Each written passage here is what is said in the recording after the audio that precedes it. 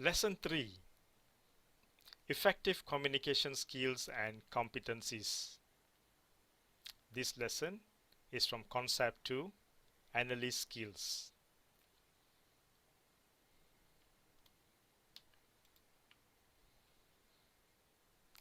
In this lesson, we will learn about the importance of effective communication and listening skills, identify ways to ensure your communications and your calls are effective and managed, recognize the different techniques to use for face-to-face, telephone, and written communication, discover the value of good questioning skills and the different types of questions that we ask, learn about the importance of getting it right when you write in your written communication.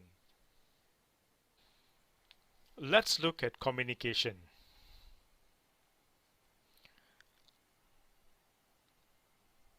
Most business interactions rely on communication of one sort or another.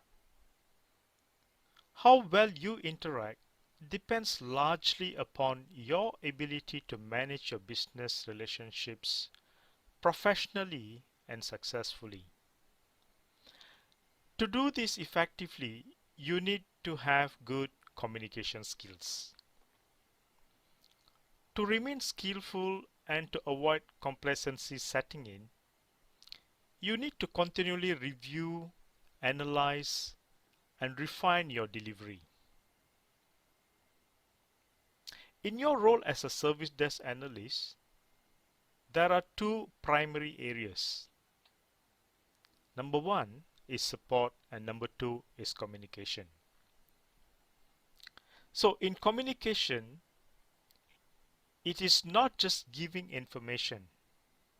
It should be a two-way process that involves listening, speaking, understanding, questioning, writing, and also reading. Whereas support means not only supporting customers of the IT department, but also supporting colleagues and peers within the department too. In terms of definition of communication, what does communication mean? Communication is the giving of understandable information and receiving and understanding the message. In other words, it is the exchange or imparting of ideas and information. Or we can also say, to communicate is to make something known or understood. Basic communications are complex and frequently break down. We tend to blame others when this happens. However, if someone fails to understand us, it's our fault and not theirs. To deliver a positive customer experience, we need to satisfy both our customers' psychological needs and service needs.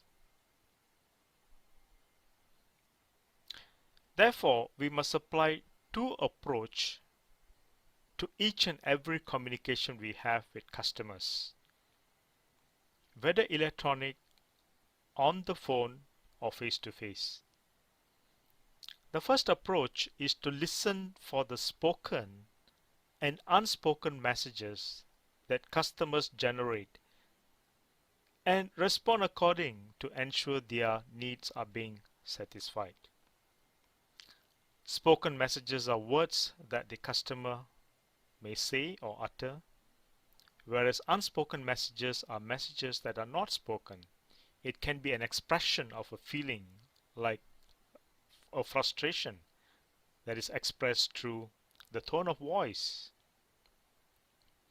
Secondly, we must ensure that the basic psychological needs of customer are met before addressing their business needs.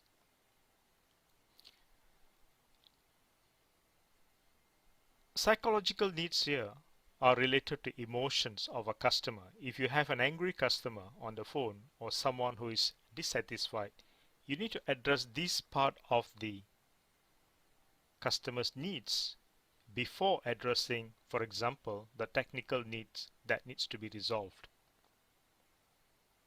We must remember that any unresolved psychological issues, or in other words, emotional issues, the customer is facing might hinder or prevent our problem solving efforts. If we ensure we address and understand these requirements, it helps us to communicate effectively.